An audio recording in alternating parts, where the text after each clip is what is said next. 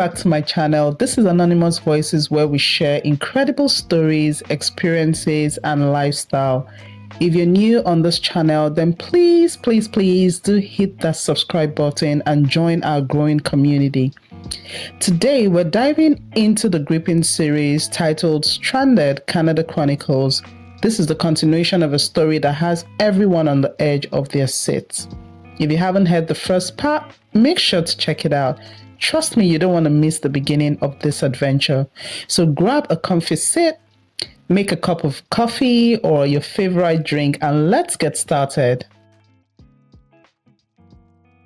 I contemplated what to do next when a middle-aged taxi driver approached me. He asked if I needed a taxi or just waiting for someone, as he noticed I had been at the airport for a while. Reluctantly, I explained my situation, feeling embarrassed and worried. He listened carefully with a little smile on his face. He introduced himself as Ahmed and said if I didn't mind spending the night at his, we could try to reach my cousin again in the morning. Grateful and exhausted, I accepted his offer. Ahmed told me how he came into the country. He said his friend was meant to pick him up at the airport, but did not show up. He spent the night at the airport because he had nowhere to go, and since then, he has struggled to be where he is today. This story made me even more scared.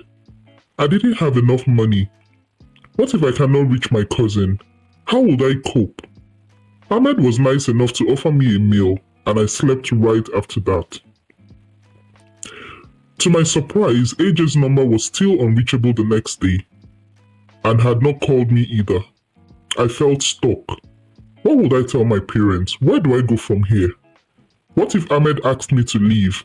What next? This was my first overseas shock. Ahmed noticed my growing concern and offered some reassurance. He said I could stay for a week so I could settle in and figure things out.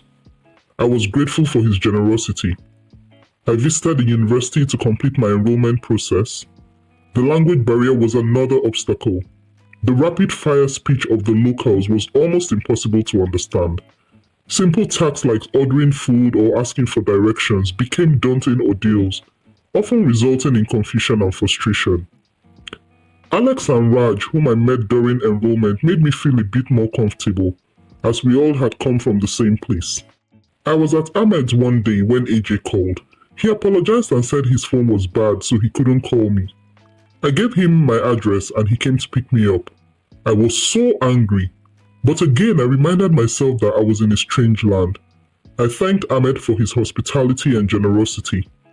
When I arrived at AJ's house, my uncle welcomed me, though he never asked me where I had been staying, which was strange. I settled in and started to search for a job. To my surprise, all my applications came back unsuccessful. I started to panic again, considering I was in so much debt. My friends Alex and Raj advised me to apply for a cleaning job or a waiter job. I decided to give it a try, and behold, I was contacted and offered the role. I imagined something better. Nobody told me this side. I had high expectations, but I guess this is just for a start. I needed the money, so I had no choice but to roll up my sleeves and get to work, cleaning floors and toilets. At the university, things were no better. The academic workload was intense, and the teaching style was different. I struggled to keep up with lectures and assignments, often feeling overwhelmed and inadequate. Group projects were particularly stressful, as I found it hard to communicate effectively and contribute meaningfully. I quickly learned that life abroad was different.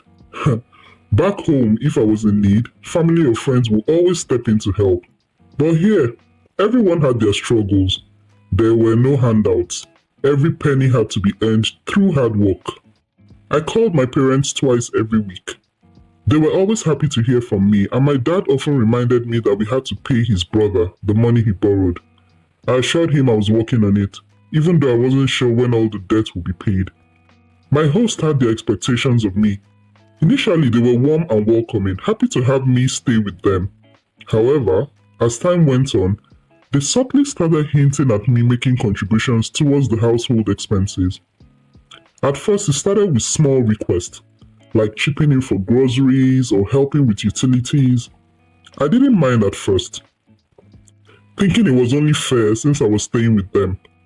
But soon, the requests became more frequent and the amounts larger. The family members would casually mention the rising cost of living or drop hints about their financial struggles. They would point out how I was working and earning money, so it wouldn't be a big deal for me to contribute a little more. I found myself in a difficult position. On one hand, I wanted to respect my host and contribute to the household expenses.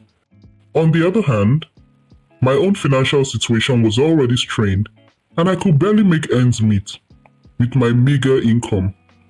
To add to the pressure, my family back home also expected me to send money regularly, leaving me torn between supporting my family and meeting the demands of my host. This situation added another layer of stress to my already challenging experience abroad. It made me question whether I made the right decision to come overseas in the first place. I sometimes wondered if staying back home would have been better off. At least I had family and friends to relate to. But abroad, people seem to isolate themselves. You must be careful about everything, even what you think, as it may affect what you say and get you in trouble. I am lonely, but I must do what I have to do. Thank you for watching Stranded Canada Chronicles. If you enjoyed the adventure, be sure to like, subscribe, and hit the notification bell so you don't miss out on future videos. Leave a comment below with your thoughts or any experiences you've had while traveling. Safe travels and see you in the next video.